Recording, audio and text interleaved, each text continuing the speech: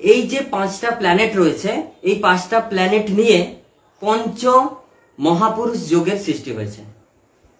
এই পঞ্চ মহাপুরুষের এক একটা যোগের এক একটা নাম আছে। যেমন মঙ্গলের কিছু অবস্থান, সেই মঙ্গলের কিছু অবস্থান থেকে শুরু হয় রুচক যোগ, এবং বুধ থেকে মানে মার্কারি অবস্থান থেকে যে যোগটা সৃষ্টি হয় সেটা হচ্ছে ভদ্র যোগ। বৃহস্পতি থেকে যে যোগটা সৃষ্টি হয় সেটা হচ্ছে হংস যোগ। শনি মানে স্যাটার্নের অবস্থান অনুযায়ী কিন্তু তৈরি হয় শশ যোগ। স্যাটার্নের অবস্থান অনুযায়ী তৈরি হয় শশ যোগ। মালব্য যোগ, যেটাকে মূলত শুক্র ভেনাসের অবস্থান অনুযায়ী এটা সৃষ্টি হয়।